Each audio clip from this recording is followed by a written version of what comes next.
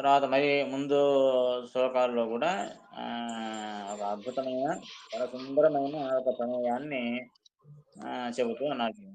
భక్త్యా ప్రసన్న పురుషో భక్త్యా ప్రసన్నః పురుషో భక్త్యా ప్రసన్నః పురుషో దద్యాత్ జ్ఞానమనాకులం దద్యాత్ జ్ఞానమనాకులం దద్యాత్ జ్ఞానమనాకులం భక్తిం చ భూయసీం తాభ్యాం భక్తిం చ భూయసీం తాభ్యాం భక్తిం చ భూయసీం తాభ్యాం ప్రసన్నో దర్శనం వ్రజేత్ ప్రసన్నో దర్శనం వ్రజేత్ ప్రసన్నో దర్శనం వ్రజేత్ తతోపి భూయసీం భక్తిం తతోపి భూయసీం భక్తిం తతోపి భూయసీం భక్తిం దద్యాత్ తాభ్యాం విమోచయేత్ దద్యాత్ తాభ్యాం విమోచయేత్ దద్యాత్ తాభ్యాం విమోచయేత్ ముక్తోపి తద్వశో నిత్యం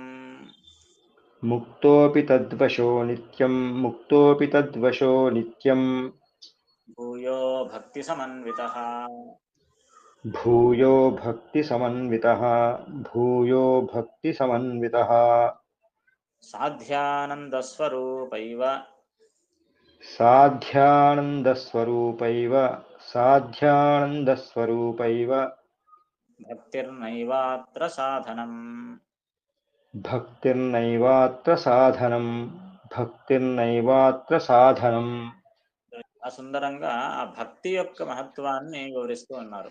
సో మోక్షానికి కారణం ఏంటయ్యా, మోక్షానికి ఏమిటి సాధన ఏమిటి అని అడిగితే ఏం చెప్పాలి? కొంతమంది జ్ఞానం అంటారు, కొంతమంది భక్తి అంటారు, కొంతమంది కర్మ అంటారు. ఏది మోక్షానికి నిజమైన సాధన ఏది అనే ఒక పెద్ద దానికి చాలా సుందరంగా అత్యంత పరిశుద్ధమైన పరిష్కారాన్ని సూచిస్తూ ఉన్నారు. ఏమిటి? మోక్షానికి ప్రధానమైన కారణం ఏమిటి? భగవంతుని నేరుగా డైరెక్ట్ కారణం ఏమిటి? మోక్షం రావాలంటే అంటే భగవంతుని యొక్క అనుగ్రహం. ఇది ప్రధానమైన కారణం. ఇది ఫస్ట్. ఆ భగవంతుని అనుగ్రహం వల్లనే మోక్షం జరుగుతుంది. సో డైరెక్ట్ గా మోక్షానికి కారణం ఏమిటి అంటే భగవంతుని యొక్క అనుగ్రహము. కారణము సరే. మరి ఆ భగవంతుని అనుగ్రహానికి డైరెక్ట్ కారణం ఏమిటి? ప్రధానమైన కారణం ఏమిటి అంటే భక్తియే ఆ భగవంతుని అనుగ్రహానికి ప్రధానమైన కారణము. ఓకే. భక్తికి కారణం ఏమిటి? భక్తి రావాలంటే దానికి జ్ఞానము కారణము. అపరోక్ష జ్ఞానం. అపరోక్ష జ్ఞానము ఆ భక్తికి కారణము. సరే, అపరోక్ష జ్ఞానానికి కారణం ఏమిటి అంటే పరోక్ష జ్ఞానం, శాస్త్ర జ్ఞానం. అది కారణం. ఆ శాస్త్ర జ్ఞానానికి కారణం ఏమిటి అంటే కర్మ. ఈ అనేక తీర్థక్షేత్ర యాత్రాదులు, అనేక వ్రతమైన ఉపవాసాదులు, ఈ అన్ని కర్మలు కారణం.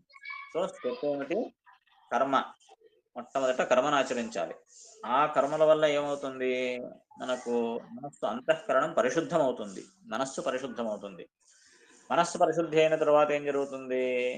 ఆ మనస్సు శాస్త్ర జ్ఞానాన్ని పొందాలి అని కోరుకుంటుంది. సో గురువులను వెతుకుతాము, గురువులు దొరుకుతారు, వారి నుండి శాస్త్రాన్ని మనము వింటాము, శాస్త్ర జ్ఞానం కలుగుతుంది. శాస్త్ర జ్ఞానం వల్ల భక్తి ఏర్పడుతుంది. భక్తి వల్ల ధ్యానం చేస్తాము. ధ్యానం వల్ల అపరోక్ష జ్ఞానం కలుగుతుంది. అపరోక్ష జ్ఞానం వల్ల మరింత భక్తి ఏర్పడుతుంది. ఆ భక్తి వల్ల భగవంతుడు ప్రసన్నుడవుతాడు. ఆ భగవంతుడు మోక్షాన్ని ఇస్తాడు. ఇది ప్రాసెస్ అన్నమాట. ఇందులో భక్తి యొక్క ఆ పని, భక్తి యొక్క స్థానం ఎక్కడెక్కడ ఉందన్నమాట. ఇప్పుడు చూడండి, మనం శాస్త్ర శ్రవణం చేయాలి అన్నా కొద్ది గొప్ప భక్తి ఉండాలన్నా.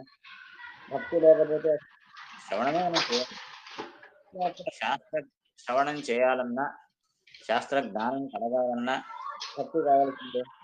అవునా? ఓకే. భక్తి మొట్టమొదట ఒక భక్తి ఉండాలి. ఆ భక్తి వల్ల శాస్త్ర జ్ఞానం కలుగుతుందన్నమాట. శాస్త్ర జ్ఞానం కలిగిన తర్వాత ఆ శాస్త్రజ్ఞానం వల్ల భగవంతుని జ్ఞానాన్ని పొంది అతని మహిమలను విని భగవంతుని ధ్యానం చేసి అపరోక్ష జ్ఞానం అవుతుంది. సో ఆ అపరోక్ష జ్ఞానానికి కూడా భక్తి కావాలి. ఈ శాస్త్ర జ్ఞానం కొంచెం భక్తి ఉండాలి.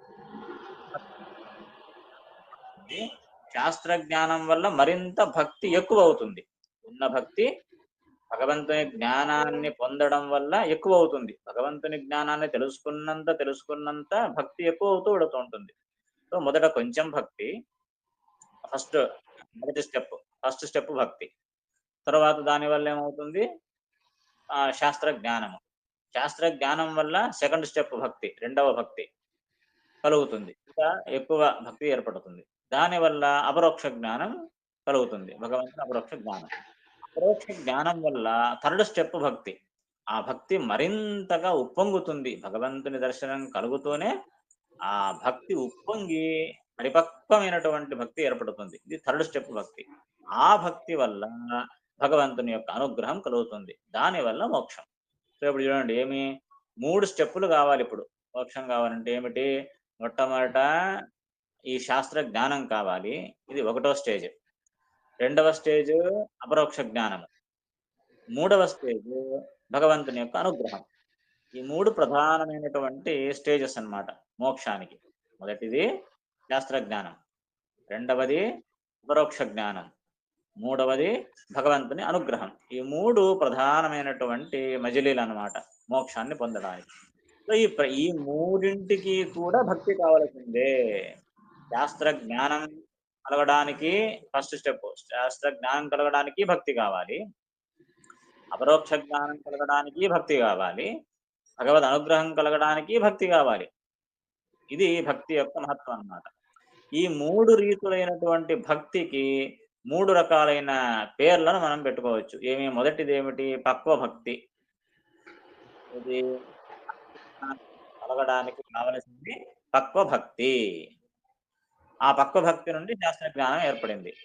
ఆ శాస్త్ర జ్ఞానం నుండి మరింత భక్తి ఏర్పడింది కదా, అది పరిపక్వ భక్తి. రెండవది ఏమిటి? పరిపక్వ భక్తి. పరిపక్వ భక్తి అపరోక్ష జ్ఞానం కలిగిన తర్వాత మళ్ళీ ఆ భక్తి ఉప్పొంగుతుంది కదా, అతి పరిపక్వ భక్తి. దానివల్ల భగవద్ అనుగ్రహం కలుగుతుంది. సో పక్వ భక్తి, పరిపక్వ భక్తి, అతి పరిపక్వ భక్తి అని 3 రకాలైన భక్తుల భక్తి వలన మనకు ఆ మోక్షం లభిస్తుంది. ఈ విషయాన్ని ఉన్నారు చూడండి, ఎంత సుందరంగా చెబుతారు. ఈ విషయం తనలో ఉంటే ఈ శ్లోకం అర్థమవుతుంది. చూడండి, మొట్టమొదటిది ఏమిటి? భక్త్యా ప్రసన్న పురుష దద్యాత్ జ్ఞానం అనాకులం.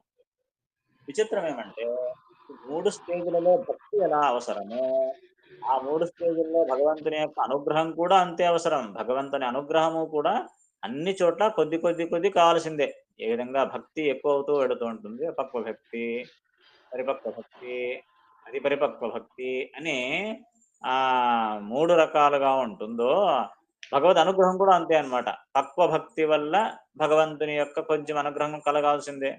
ఆ కొంచెం అనుగ్రహం నుండి శాస్త్ర జ్ఞానం కలుగుతుంది.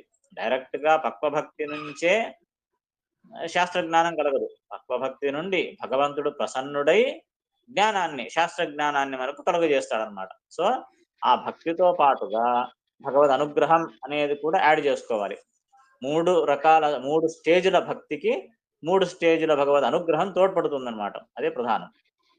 సో ఫస్ట్ స్టేజ్ పక్వ భక్తికి భగవంతుడు ప్రసన్నుడవుతాడు, కొద్దిగా ప్రసన్నుడవుతాడు, దానివల్ల శాస్త్ర జ్ఞానం కలుగుతుంది.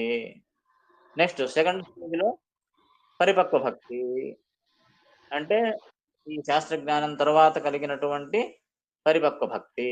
దానివల్ల మళ్ళీ ఇంకొంత భగవంతుడు ప్రసన్నుడవుతాడు, దానివల్ల అపరోక్ష జ్ఞానం కలుగుతుంది, భగవద్ దర్శనం కలుగుతుంది. సో ఆ అపరోక్ష జ్ఞానానికి కూడా భగవద్ అనుగ్రహం కావలసిందే కదా. అది వెనుక చేసిన అనుగ్రహం కంటే ఇంకొంచెం ఎక్కువ అనుగ్రహం చేస్తేనే అపరోక్ష జ్ఞానం కలుగుతుంది. సెకండ్ స్టేజ్ అయింది. తర్వాత అపరోక్ష జ్ఞానం తర్వాత మళ్ళీ అతి పరిపక్వ భక్తి, థర్డ్ స్టేజ్ భక్తి ఏర్పడుతుంది.